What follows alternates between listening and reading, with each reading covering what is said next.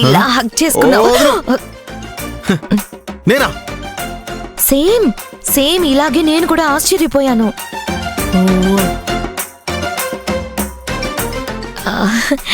నీలో ఏ మన్మధుడు పోనాడో కానీ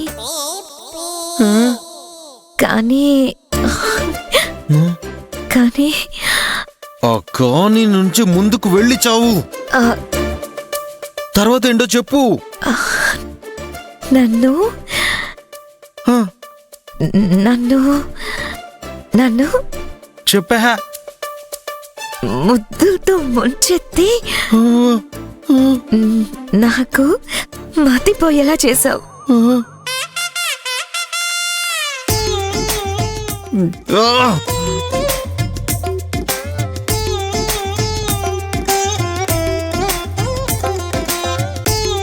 నీలో ఇంత రొమాంటిక్ యాంగిల్ ఉందని నేను అస్సలు నమ్మలేకపోయాను తెలుసా.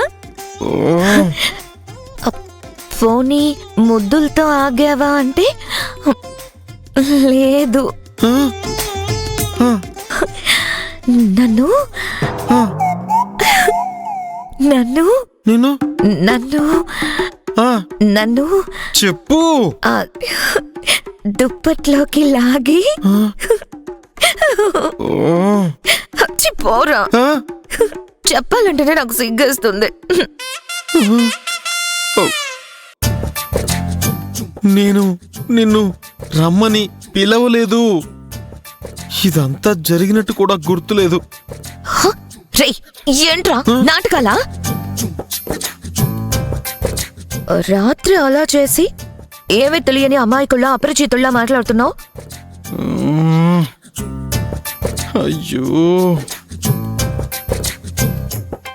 నాకు తెలియకుండా ఎప్పుడు ఇదంతా జరుగుంటుంది. అసలు నాకు గుర్తు కూడా లేదే. ఓ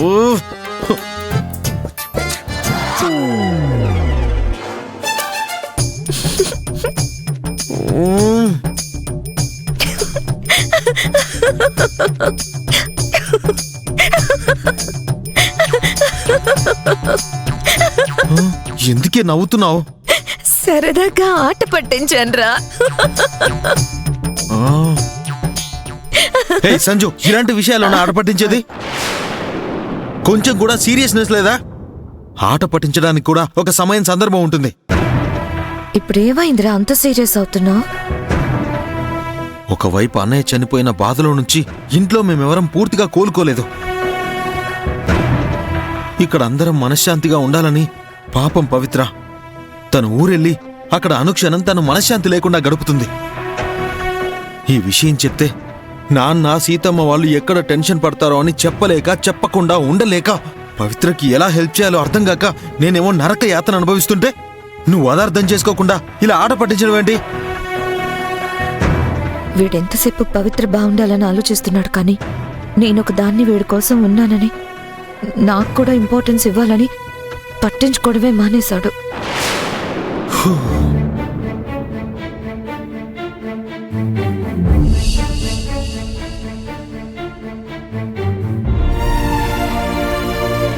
సారీ సంజు, టెన్షన్లో అలా తిట్టేశాను. ఏమీ అనుకోవద్దు. సారీ. సర్లే, ఏంటి ఇంత పొద్దున్నే వచ్చారు? నేనే కాదు, నాతో పాటు మా డాడీ నీతో మాట్లాడాలని వచ్చారు. కింద హాల్లో అందరూ నీకోసం వెయిట్ చేస్తున్నారు. త్వరగా రెడీ అయ్యిరా. నాతో ఏం మాట్లాడాలి? నీకు కాబోయే మామగారు నీకేదో సర్ప్రైజ్ ఇవ్వాలని వచ్చారు. ఏంటా సర్ప్రైజు? అడగగానే చెప్పేస్తారు. మరి ఫ్రెష్ అయ్యి వస్తే ఆ సర్ప్రైజ్ ఏంటో నువ్వే డైరెక్ట్ గా తెలుసుకోవచ్చు. త్వరగా స్నానం చేసి రెడీ అవ్వు.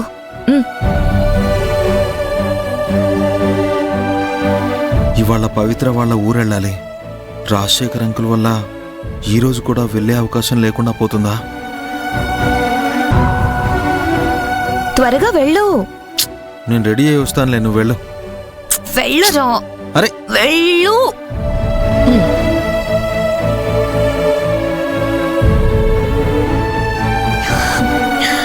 ఆదితో నా పెళ్ళి ఎప్పుడవుతుందో. సరే.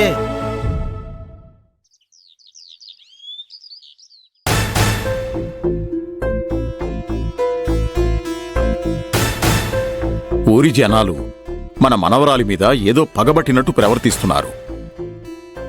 అవునండి, వాళ్ళకి తోడు ఈ శివయ్యొకడు అగ్నికి ఆజ్యం పోసినట్టుగా తయారయ్యాడు. నిజమే. బయట వాళ్ల సంగతి అలా ఉంచు. ఇతను మన ఇంట్లో మనిషి అయ్యుండి తనే మన పవిత్ర తప్పు చేసినట్టు మాట్లాడుతుంటే ఇంకా వాళ్లలా మాట్లాడడంలో తప్పే ఉంది? పవిత్ర పాప ఆరోగ్యం గురించి ఆలోచించి బయటికి తీసుకువెళ్ళి ఉంటుంది. వీళ్ళేమో పవిత్ర చేసింది పెద్ద పాపంలా చూస్తున్నారు. ఆ, మనుషులకి మంచి చేయడం కూడా నేరమన్నట్టు చూస్తున్నారేంటండి ఈ మనుషులు? మనిషిలో మానవత్వం చూడలేని వాళ్ళు పెద్ద మనుషుల్లా చలామణి అవుతున్నారు. ఏం చేద్దాం? చూద్దాం ఏం జరుగుతుందో.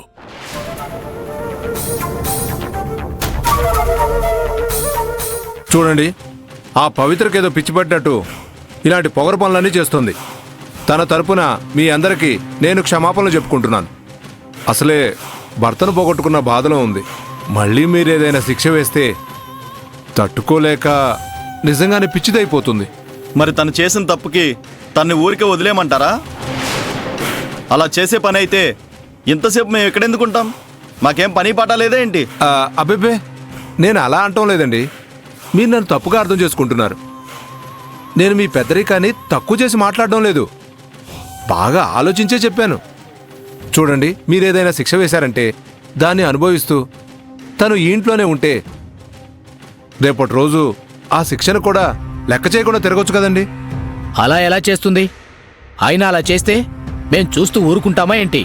ఊరి కట్టుబాట్లనే కాలితో దన్నట్టు రాత్రి వెళ్ళిన తను ఊరి పెద్దలు వేసిన శిక్షని లెక్క చేస్తుందా చెప్పండి?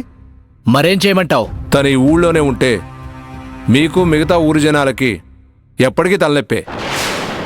అందుకే తన్ని నాతో పాటు ముంబైకి పంపించండి. అప్పుడు మీరు ఊరు అందరూ సంతోషంగా ఉండొచ్చు. ఏమంటారు? సరేలే, ఆ పవిత్ర చేసిన తప్పుకి ఆ కుటుంబాన్ని మొత్తం వెలివేస్తున్నామని చెప్తాం. అప్పుడు ఆ పిల్లతో పాటు వాళ్ళ తాతని బామ్మని కూడా మీతో పాటు ముంబై తీసుకువెళ్ళండి. ఆ కొంప ముంచేశారు. ఆ ముసలోళ్ళని తీసుకెళ్ళి నేనేం చేసుకుంటానండి బాబు? ఒక పని చేయండి, మీ మనవరాలు చేసిన తప్పుకి మీ కుటుంబాన్ని మొత్తం వెలివేయాలి. మీరు ముసలోళ్ళు కాబట్టి మిమ్మల్ని వదిలేస్తున్నాం, పవిత్రని మాత్రం ఊరి నుంచి వెలివేస్తున్నాం అని చెప్పండి చాలు. నన్ను క్షమించాలి, మీలాంటి పెద్ద మనుషులకు సలహాలు ఇచ్చేటంత రోణి కాదు. ఏదో మా మేనకోళ్ళు ఒక్కతే మాతో పాటు వస్తే తను కూడా సంతోషంగా ఉంటుందని చెప్తున్నాను అంతే. మీరు నాకు ఈ హెల్ప్ చేస్తే ఆల్రెడీ మీకు రాజశేఖర్ గారి చేత 50,000 ఇప్పించాను కదా.